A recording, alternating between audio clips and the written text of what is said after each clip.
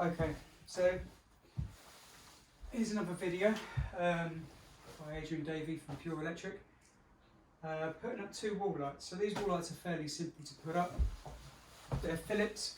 They've got this sort of anaconda light at the bottom for reading, with a separate switch on the bottom, and then they've got a switch at the top for this sort of wall wash light that goes up. The quality is pretty good. I mean, they're not the cheapest of lights, but when you open it up, I mean, it's really well put together. The connections go inside these boxes. There's a cover that goes over the top. There's a cord grip. It's a really nicely thought out light, and there's enough space on the back for at least four cables if you wanted to, if you were that way inclined. Okay, so with this video, I just thought I'd run through for the apprentices what I would do. So first thing first, look after the customer's house. Okay, I've put these dust sheets down. Apprentices, when you're putting dust sheets down, always make sure that you put them down the same way every single time. Okay, that way the bottom surface is always clean and the top surface is the only surface that gets dirty. Okay, so that when you're putting it on someone's bedding or across someone's white carpet, you've always got the clean side on the bottom. So don't forget that. Again, when you're folding it up, when you fold it, keep the clean side on the inside and the dirty side on the outside. I know it makes sense when someone says it to you, but you'll be surprised how many people don't think of these things. Anyone fancy an ice cream? Okay, so also the other thing that dust sheets do is they show the customer that you care. Prevention's always better than cure, so always think about what the problems are and then try to think of ways to prevent it rather than trying to cure it at the end. So this, even though it took me about 5 minutes to put down, it will save all the dust and cleaning up at night as well, when I finish as well. And the last thing that anyone wants is dust all in their bed, in their pillow, and you get into bed and all you're doing is breathing in the dust that someone's kindly distributed evenly over your bed. So I mean, again, these dust sheets are canvas. They're not the cotton twill ones. They're really heavy. They do hold water, so if you spill a bit of water, it doesn't go all the way through. I think I got them on eBay, 5 for about £100, you know, £120. They're about 25 quid each, but I think they're amazing. I absolutely love them. So, got the dust sheets down. I've got the laser level set up. I've got my lights ready to go. Something else that I've got ready to go also is my hoover. And I'm also going to give you a demonstration of this hoover attachment from Festool. So that just connects to the hoover. And then what happens is that has two holes that it sucks the air through. One is sealed. I've cleaned this, okay, because I'm going onto like a sort of, I think they call this an ash white wool. I've washed this seal on the back of this, so it is a bit wet, and I keep drying it, but moisture keeps appearing. So apprentices, whatever you're going to put against the wall, always make sure it's clean. I've been known to take my jumper off before and put it behind steps that I'm leaning against walls so that I don't damage or mark the wall. So that's going to go on the wall. This then has two chambers. So the first chamber is in here with this seal around it. And what that does then, it holds this against the wall, okay? And the suction holds it in place. Then I can put my drill bit through this hole, which then has a separate chamber, and that will suck the dust away. Again, I'm just going to make sure that this is dry, because the last thing you want to do is stick that up against the wall and mark the wall.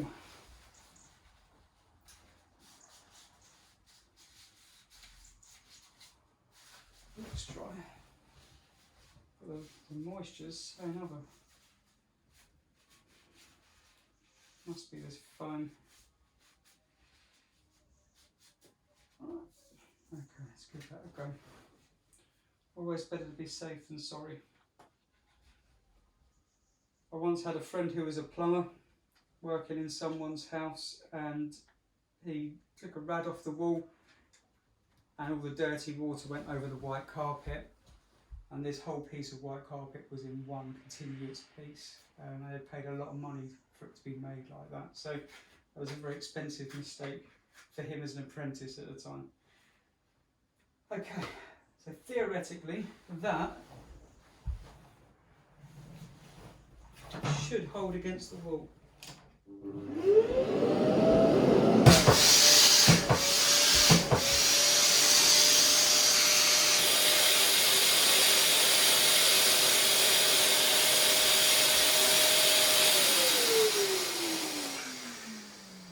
Hey presto.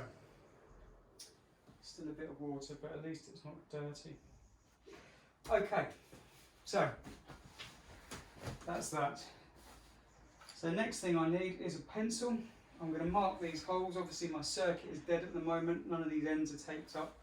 But it's not connected in the board. In fact, at the board at the moment, it's connected R1 into R2. So it's not even connected in.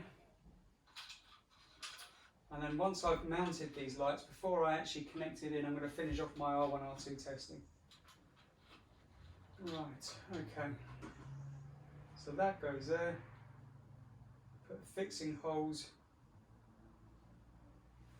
Just make sure that's in the middle. Yep. So we want one there and one there. And then take that back off.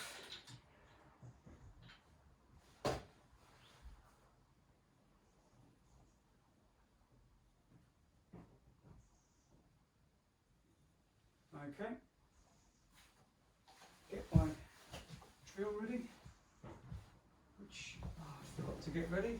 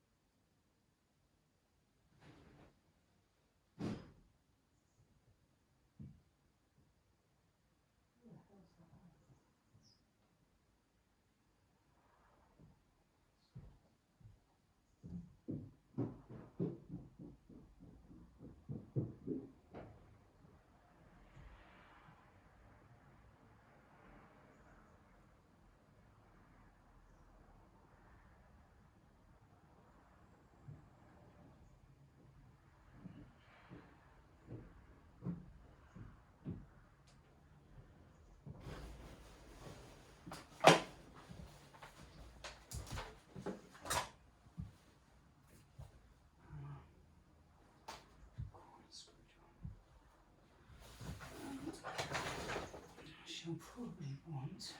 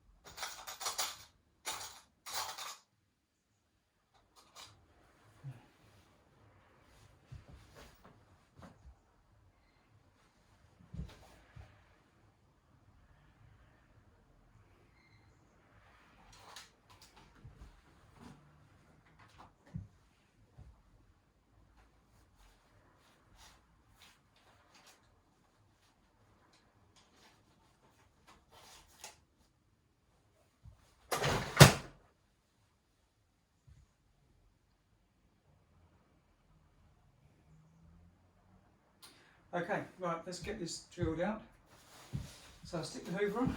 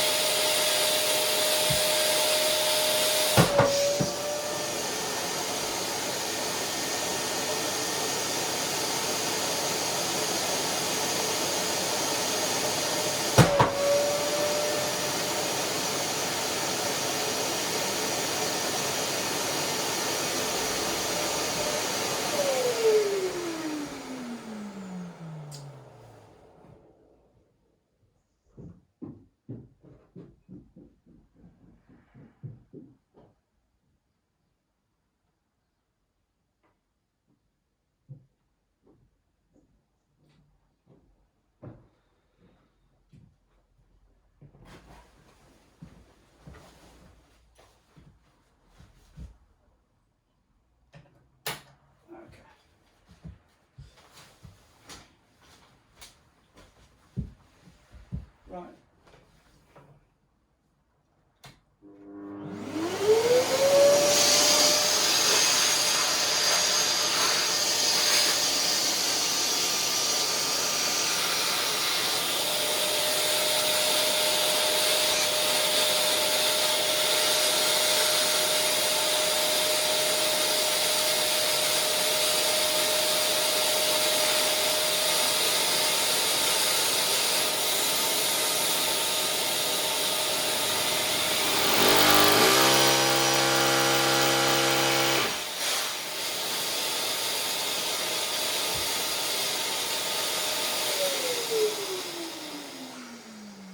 Cool.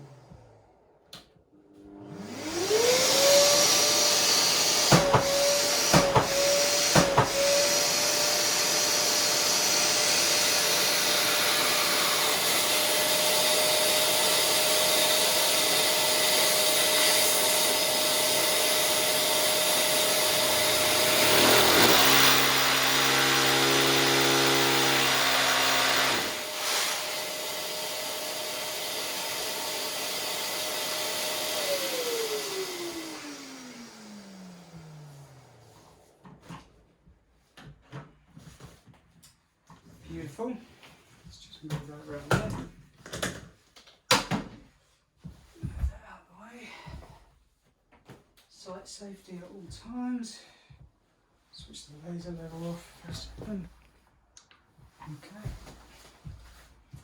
Now, whenever I'm putting my wall plugs in the wall, I always bang them in with a screwdriver first, or with the screw. And then that way, once you've screwed into them, they won't pull back out of the wall again.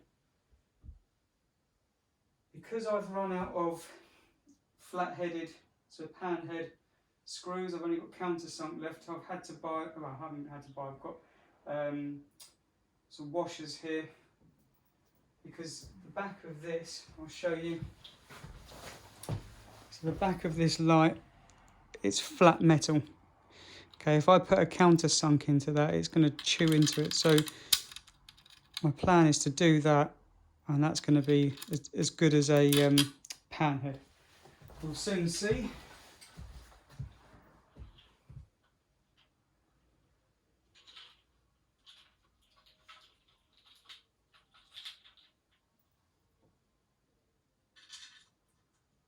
One.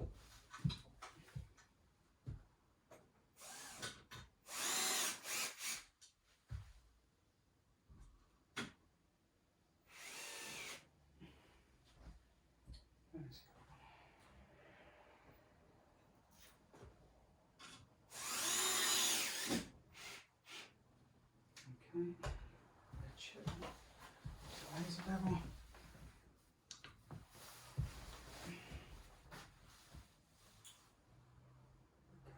Goes there. Slightly high.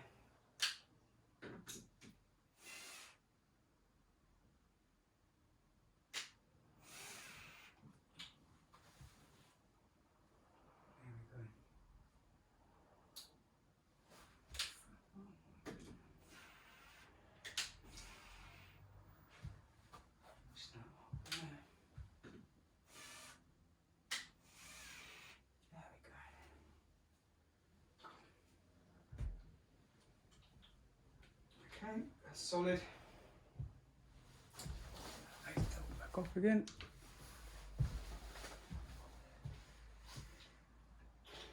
And I'll strip this back.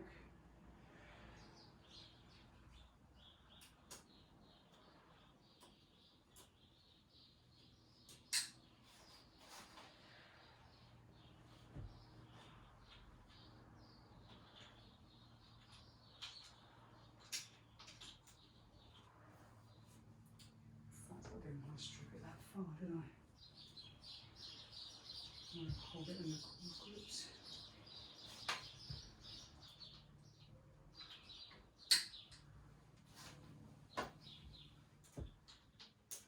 I've actually stripped it further than I wanted to strip it actually, because I was focused more on the camera than I was on what I was doing. Here, which is a bit hard to see with all this stuff in the way, there's a cord grip that goes in, and that's where I wanted to strip the cable to. So what I'm going to do is I need to get that. If I take that through there first.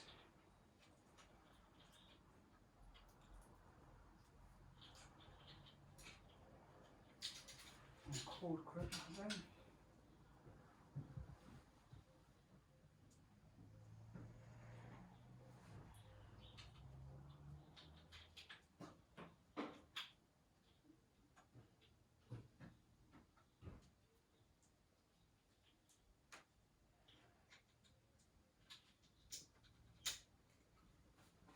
Okay.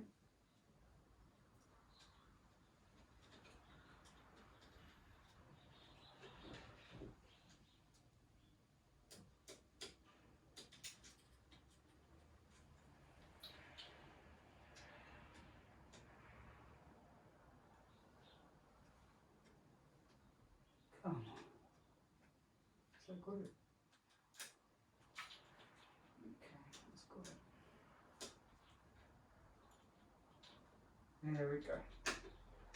All golden.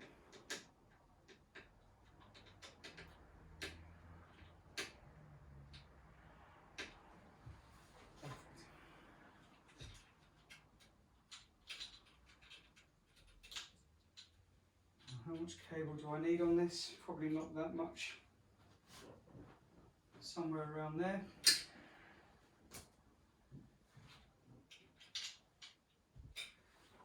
Two mil sleeving.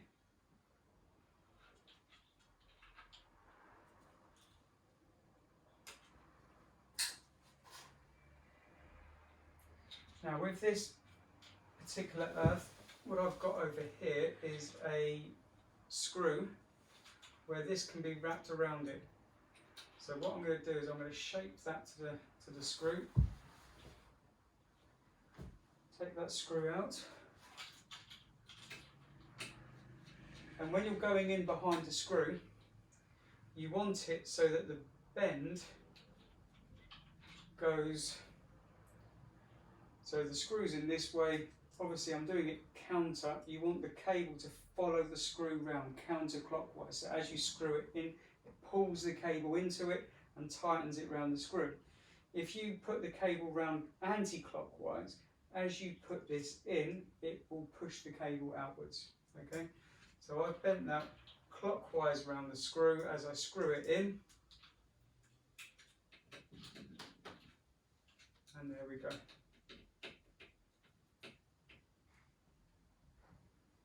might just pull that off the titch. There we go. Nice and tight. Beautiful. Now, I'm not going to connect this in just yet because I've got to do R1, R2 testing, and then I need to do insulation resistance. So I'll just put a couple of these on the end for now, just so that it's safe.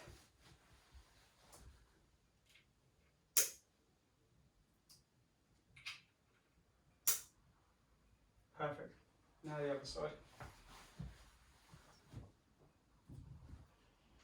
So I'll leave all that there.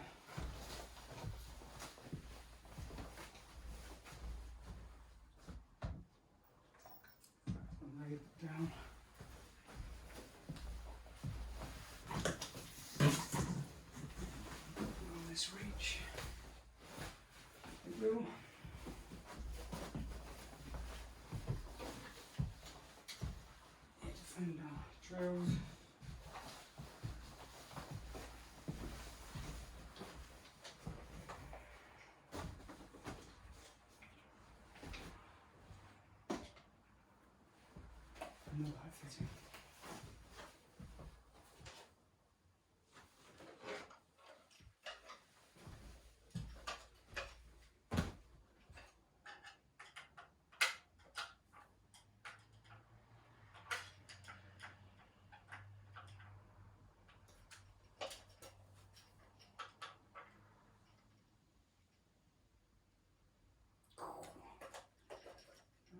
Stripped in there.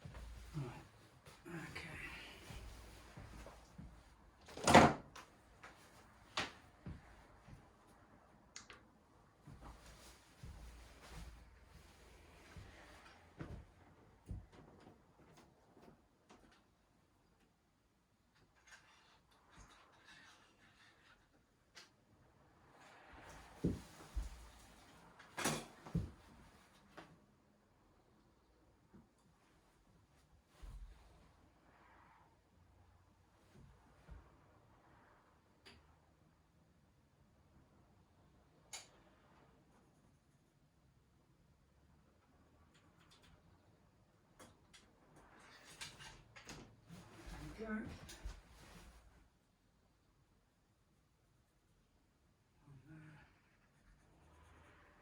One there. Okay, same deal before. Hoover on.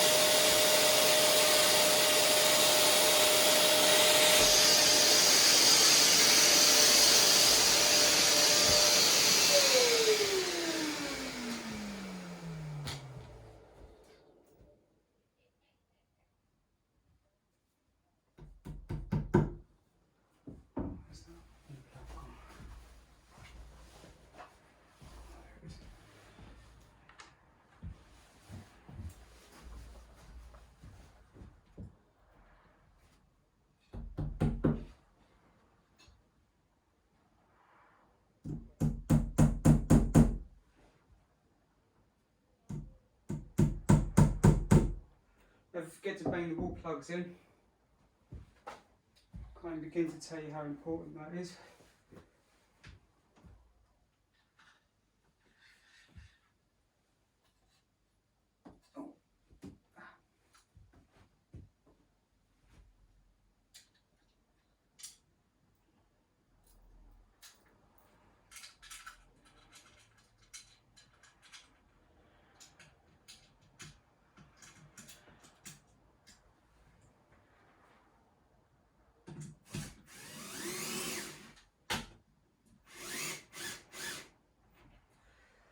Right, we're nearly there.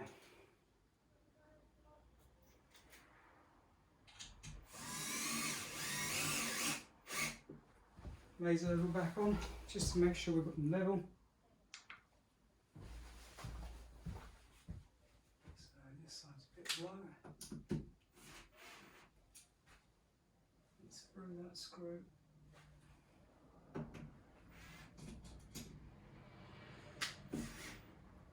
That side.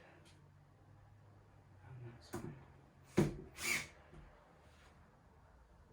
Okay. Perfect. Let's level off. Before I strip this time, again, you want to think about what you're doing so you don't keep making the same mistakes. Last time I stripped it a bit further than I wanted to because I hadn't put the cord grip on. So this time I'm going to put the cord grip on first and not make the same mistake twice.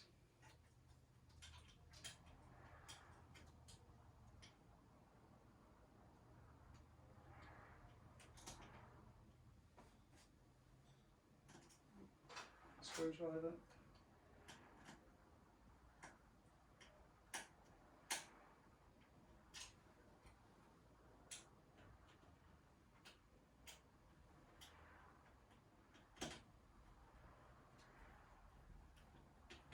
There we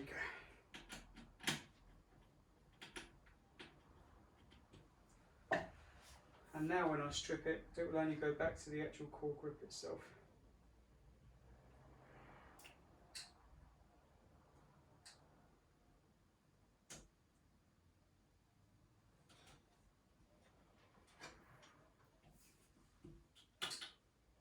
Always make sure you've got all of the cords out. This is a 2-core nerve, so make sure I've got all the 2 cores and the earth out of the way. Like I've said before, on a couple of other videos, my first cable that I ever stripped back as an electrician, fully qualified electrician, went out self-employed. First cable I stripped was a 3-core earth, and then I was just so nervous about being there. I'd been given this whole flat to rewire all by myself, which is plans and what have you, and yeah, just cut through the cores. When strip the outer sheathing off, pulled out 2 of the cores and not the 3rd core, and then cut off the switch live for the fan. And then this was back in the day before Wagos. I had this tiny little stump of a cable coming through the back box, which I then had to try and through crimp onto. It was an absolute nightmare. I mean, it must have taken me about an hour to sort this out. Yeah, that was a fast learning curve, that job. Okay, sleeve in.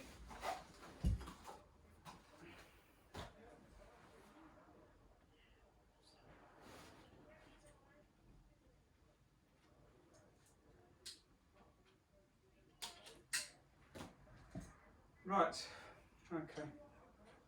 Again, I'm going to bend that round the earthing screw clockwise, so that as I tighten it in, the screw draws the cable in with it.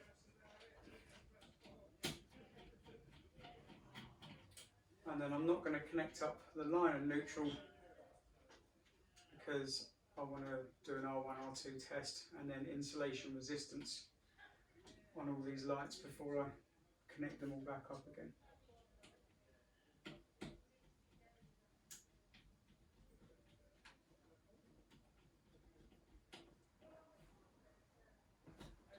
Lovely and tight.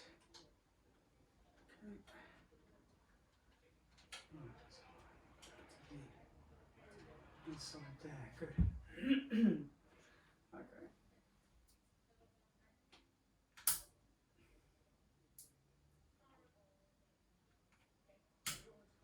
There we go. Right, okay.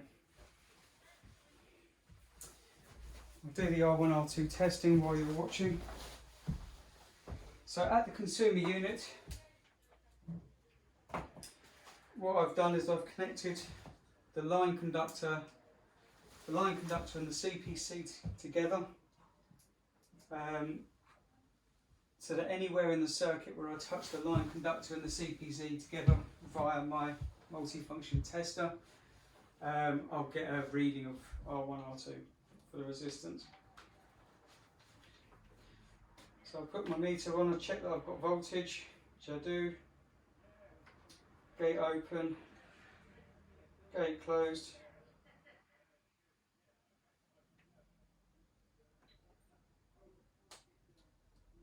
And just nulling the leads. Leads are null. Okay, so they're zeroed, like a set of scales. Okay. So here, R1, R2. So I've got 0.67.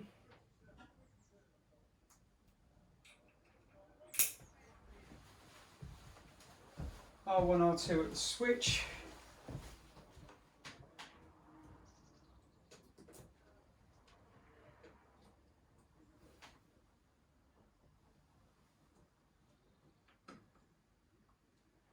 Oh, that's annoying. Oh, there we go. 0.49 at the switch. So 0.67 is still my highest reading. Over this side. So line conductor and CPC.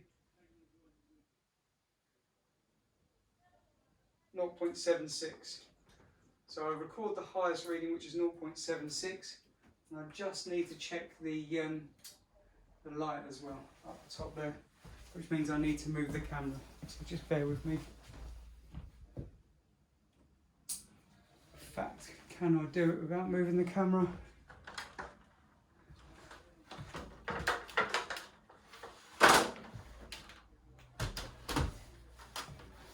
Quite possibly.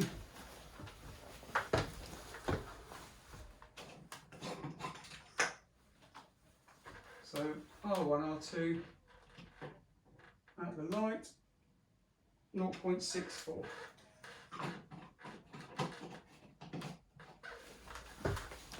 So my highest reading in this room is 0.76.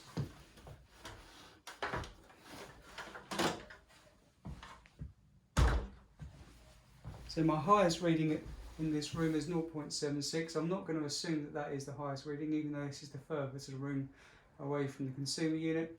But I'm going to make a note of that so that when I test the other rooms after I finish this video, because I've got to pack all this up, fit the lights. I know I can't fit the lights until I've done the insulation resistance.